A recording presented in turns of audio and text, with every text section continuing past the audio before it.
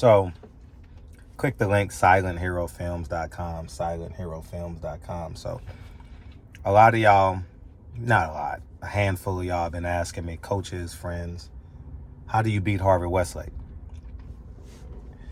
And I'm here to tell you, it's a tall task. It's possible. It's a tall task. I believe the game plan we had with bigger bodies, longer length, you need some girth in the middle, and wider bodies. You get what I'm saying? I think that will be the key. But let me go through their assets. They're 1 through 3, whether it's Trent Perry, Robert Hinton, or Nick Khamenia. They are 3-level scorers. So when they're 3-level scorers, that means they can pull up on you, they can hit the 3 on the catch, and they can get to the rim and or get to the free throw line. So they put a lot of pressure on your defense. But what makes them even more elite is that they're 1, 2, 3 and rebounding on their team. So what are you saying, Fred? I'm saying when they get the rebound, because you're going to have cross matchups on them. You're not going to have the point guard guarding the point guard. You're not going to have, just because of their unique skill sets, right? Maybe you want a guard guarding Nick Khamenia and you help, right? Or maybe you want a bruiser guarding Robert Hinton, or you want your smallest, quickest guy guarding Robert Hinton, and you're doubling the post, and you want the small or bigger guard guarding, or persons, because you got forwards too, guarding Trent Perry. Now let me go through them on an individual basis. Trent Perry is much improved. He has become a very good catch and shoot guy. Very good catch and shoot guy. He has good, not a great handle, but a good handle. And because of his size and his strength, I think Harvard-Westlake has done a really good job in his strength and conditioning. And when you get on the court, you can really see it. Like, I'm not sure if you guys can see it online, but in person, you can tell that he's done a lot of strength and conditioning in his, along with his skill development. And he's a big guard. So he's like between 6'2 and 6'3, somewhere in there. They may list him at 6'4. He got it puffed out here, but he's not 6'4 because our head coach is 6'4. And, but they have, their organization is elite, which makes Trent Perry comfortable at 100%. He knows he's not coming out the game. His coach don't take him out for mistakes. They have an uncanny way of communicating with one another. And he's great. So his finishes has gotten a lot better. He's an over 80% free throw shooter. You can't foul him. And you got to get him off the catch and shoot. You got to make him penetrate and change directions a couple of times, because if he allows him to straight line you, he can finish anywhere at the rim. Right? He's gotten so much better. Now, his foot speed and ball handling are not elite. So if you got a little guard that doesn't care about getting scored on, getting posted up, he can get to the next possession, kind of like a cornerback, I think you're in a great position, right? Nick Khamenia, he's a problem because he plays like a guard at times, and he can see over the defense. He doesn't have elite foot speed, but for his 3-4 position, he has the ability to dominate and take it over. He's a left wing guy. Everywhere else on the court, he's kind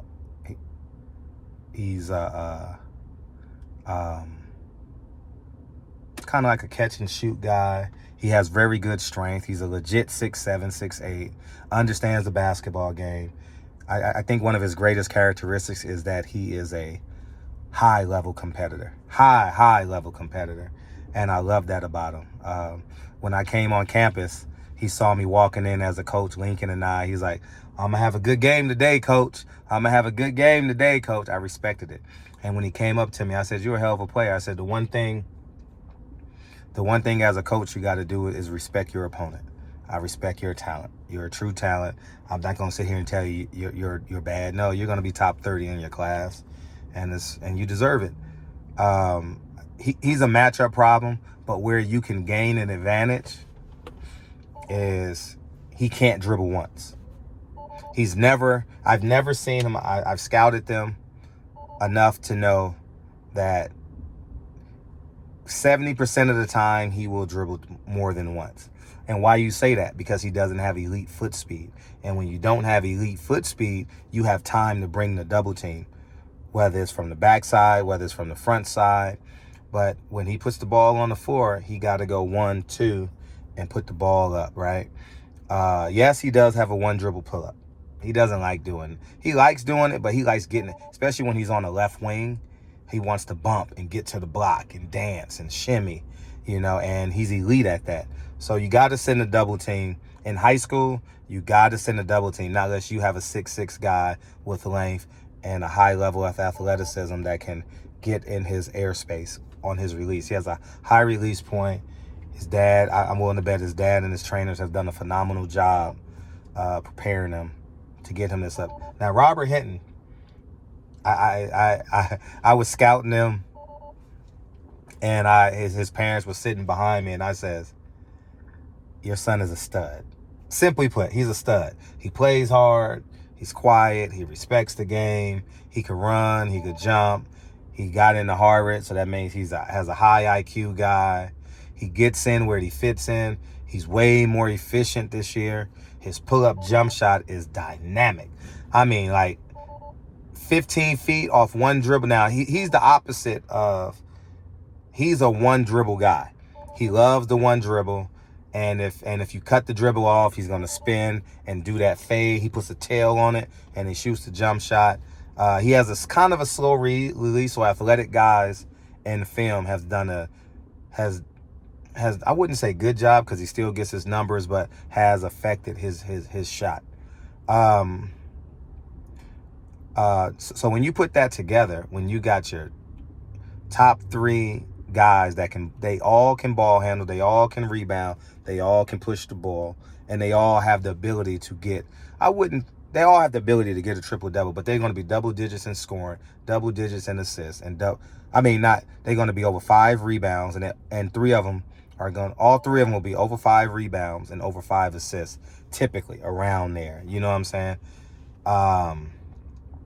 Against us, Trent Perry had 11 points.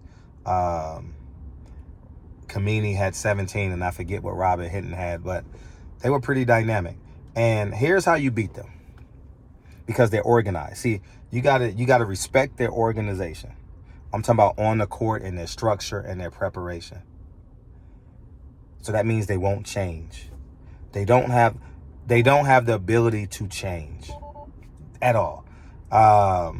He changes with substitution. So he'll drop the big guy, Dominique.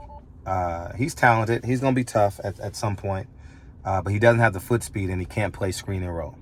So they're going to drop him for Isaiah, and they're going to be better on the screen and roll, but they're going to be narrower, and they're going to lose a whole lot of rebounding and a whole lot of interior. So your assistant coaches got to be A, B, C, D, and Q. We just didn't have the size to deal with it. We had the perfect game plan, and I know we had a really good game plan because Rebibo burnt the timeout. He burnt the first timeout in the game, and he subbed out Dominique because he knew our game plan. Here's because of structure where I think Rebibo falls short. Shooters 4 through 12 are well below 30%. When I say well below, I mean well below. I mean like 22, 23% collectively, because against 4 through 12 against La Mirada, they were 1 for 9. Anything competitive against Perry, Ori was 0 for 3, and other guys were 1 for 1, but they didn't get to their percentages because they only took 1 shot. Now, here's where Rebibo weaknesses is, which is also his strength. It's kind of unique, right? Where they run their machine.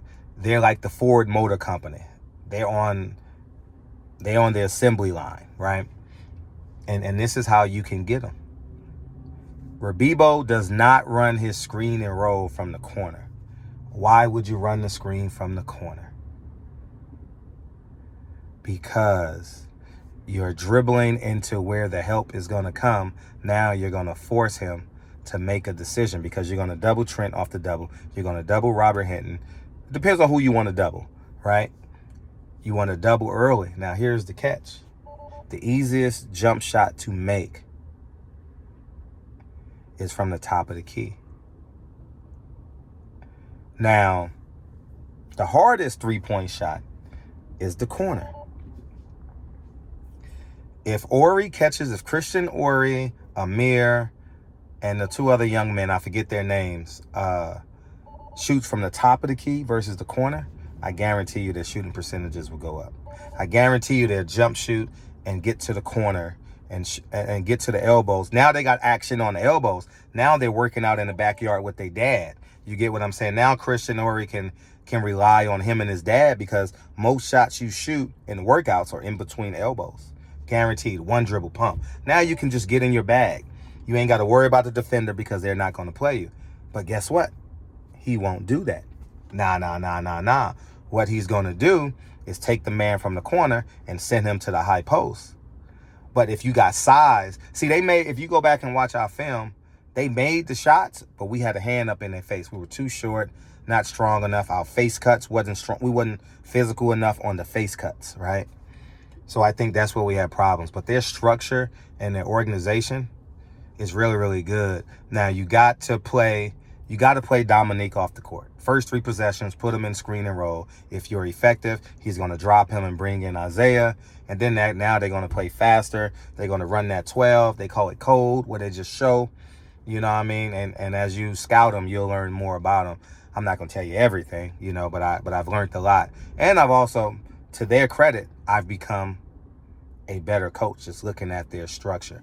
But if you can, because they're not going to change what they do. Yes, they're going to run different plays, but all their adjustment was bringing that guy to the corner because he's taller, because no one was guarding him. So he sprints to the elbow, he has a shot, or he has a drop to the high post. I thought if you double Nick Khamenia, he's a willing passer. I think when Trent Perry hits 22 feet, you send a show double team. And he's a high school kid, so he won't be aggressive. They'll just get into automatic mode, swing, post, and maybe get a good shot. The only one that will be aggressive towards a double team, I mean like aggressive meaning that it's in his nature, is Robert Hinton, who I love. I think he's extraordinary, But in terms of organization, I give them an A+. In terms of shooting, outside of the big 3, I think they're D. I think as a rebounding team, I think they're B+ as a rebounding team. The reason why it's not an A is because their 4s and 5s don't rebound too well, but their 1s, 2, 3s, they rebound extraordinarily well. You could play Dominique off the court and make them go wings. But you got to be committed. You got to be physical. If you have physicality in your DNA, you're going to do well against them. Their 1-2-2, 2-1-2 press is easy to break. It's a show. Just don't dribble to the trap zones. Make the pass before the trap zones.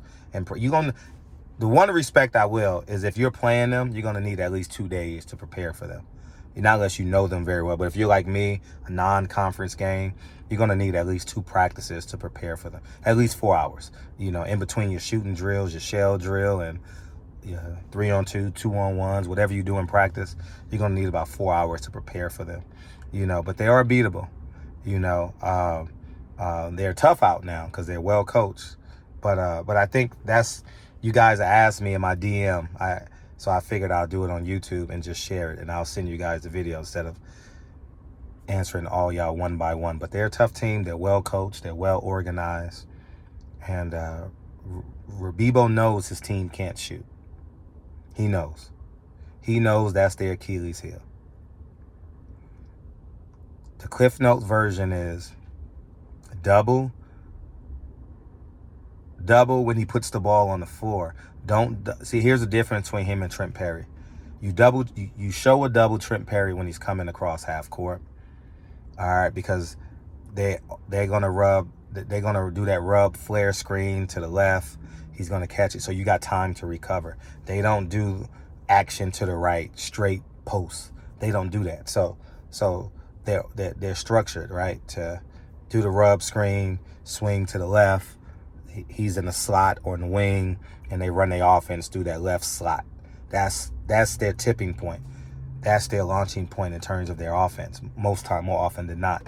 But what I will say is this: you gotta show a double team to Trent Perry at 22 feet, and you could change it up. See, if you're prepared for him and you got the bodies and the length, which they will have in open division, you got time to prepare for it.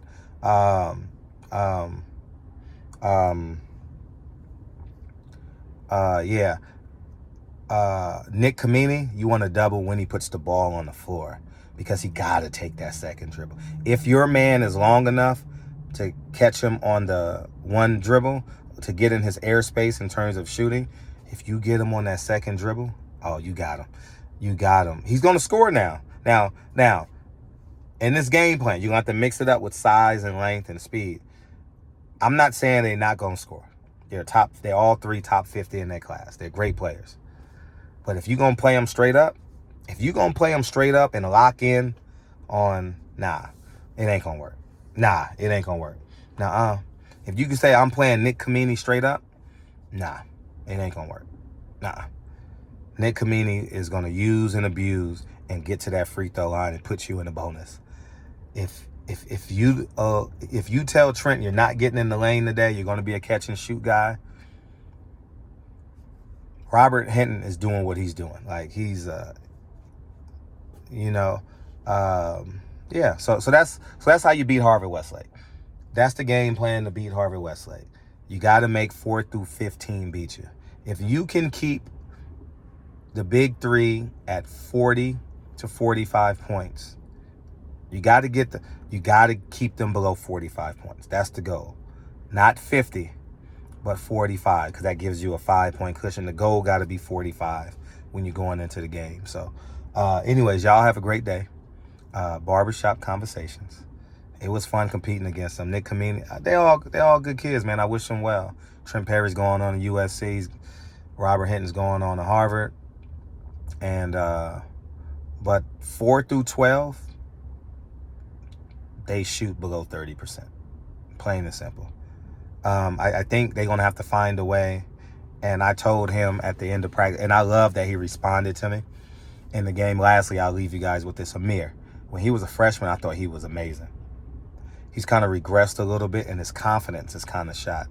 When we was in the line after the game, I walked up to the young man, and I says, man, don't ever, ever let no one take your confidence away. You hear me? Because the game plan was let them suckers shoot. And he responded like, yeah, and I loved it. I'm happy for the kid. Hopefully he can use this confidence and propel his 10th grade year, because he's struggling a great deal.